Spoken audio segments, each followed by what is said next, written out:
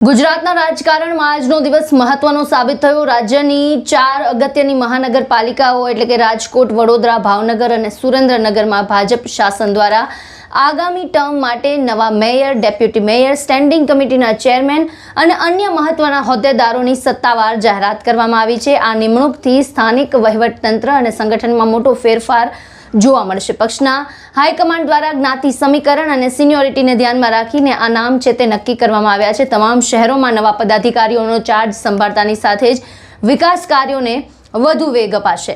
સૌથી પહેલા વાત કરીએ રાજકોટની, તો રાજકોટ મહાનગરપાલિકામાં નવા પદાધિકારીઓની વરણીને લઈને લાંબા સમયથી ચાલી રહેલી અટકળોનો અંત આવ્યો છે। શહેરના 23માં મેયર તરીકે ડોક્ટર નેહલ શુક્લાની પ્રમુખ પદ પર સર્વાનુમતે વરણી કરવામાં આવી છે। તેમની પસંદગી પાછળ તેમનું ઉચ્ચ શિક્ષણ અને પક્ષ પ્રત્યેની વફાદારી મુખ્ય કારણ હોવાનું માનવામાં આવે છે।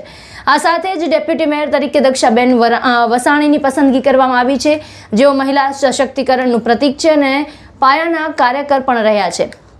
મનપાની સૌથી પાવરફુલ ગણાતી સ્ટેન્ડિંગ કમિટીના ચેરમેન તરીકે પરેશ પીપળિયાના નામની મોહર મારવામાં આવી છે। રાજકોટમાં બજેટ અને વિવિધ વિકાસ કાર્યોને ગતિ આપવાની મુખ્ય જવાબદારી હવે તેમના શિરે રહેશે।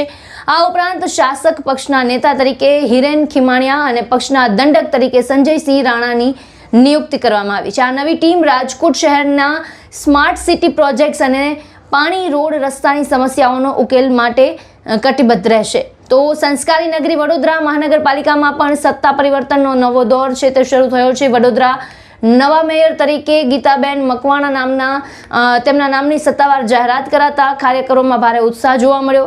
વડોદરાના વિકાસને નવી ઊંચાઈએ લઈ જવા માટે ડેપ્યુટી મેયર તરીકે આદિત્ય પટેલની નિમણૂક કરાઈ છે, જે યુવા અને ઉત્સાહી ચહેરો છે। વડોદરામાં વહીવટી નાણાકીય નિર્ણયો લેતી સ્થાયી સમિતિના નવા ચેરમેન તરીકે વર્ષાબેન વ્યાસની પસંદગી કરવામાં આવી છે। વડોદરામાં તેના ઇતિહાસમાં મહિલાઓનું વર્ચસ્વ આ વખતે સૌથી વધારે મજબૂત રીતે દેખાયું છે, કારણ કે શાસક પક્ષના નવા ચહેરા તરીકે પણ શ્વેતા માછીની વરણી કરવામાં આવી છે, જ્યારે કોર્પોરેશનના પક્ષની શિસ્ત જાળવી રાખવા માટે વિજય ચૌહાણને પક્ષના નવા દંડક તરીકે નિયુક્ત કરવામાં આવ્યા છે। આ નવી બોડી વડોદરાને પૂર અને ટ્રાફિક મુક્ત બનાવવા માટે કામ કરશે।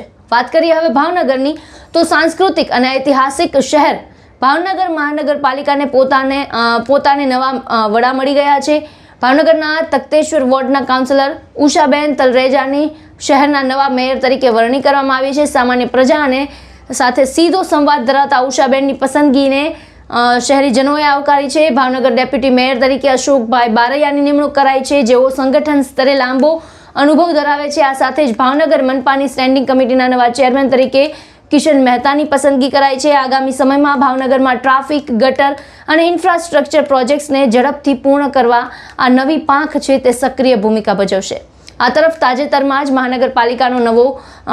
મહાનગરપાલિકાનો દરજ્જો મળ્યા બાદ સુરેન્દ્રનગરમાં યોજાયેલી ચૂંટણીમાં ભારતીય જનતા પાર્ટીએ ભવ્ય જીત હાંસલ કરી હતી। આ જીત બાદ પ્રથમ વખત મેયર અને અન્ય હોદ્દેદારોના સર્વાનુમતે વરણી કરવામાં આવી છે। સુરેન્દ્રનગરમાં પ્રથમ નાગરિક એટલે કે મેયર તરીકે રાકેશભાઈ રાઠોડના નામની જાહેરાત કરવામાં આવી છે। તેમની સાથે ડેપ્યુટી મેયર તરીકે સ્મિતાબેન રાવલની પસંદગી કરાઈ છે।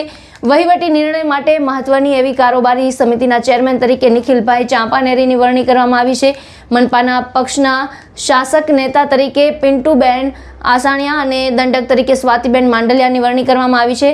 સુરેન્દ્રનગરના સર્વાંગી વિકાસ માટે આ નવી ટીમ ઐતિહાસિક નિર્ણય લેશે તેવી આશા રાખવામાં આવી રહી છે। આ જે નવા પદાધિકારીઓની પસંદગી કરાઈ છે તેને લઈને આપના શું વિચાર છે અમને કમેન્ટ બોક્સમાં જણાવો અને અમારી ચેનલને લાઇક, શેર અને સબસ્ક્રાઇબ કરવાનું ભૂલશો નહીં।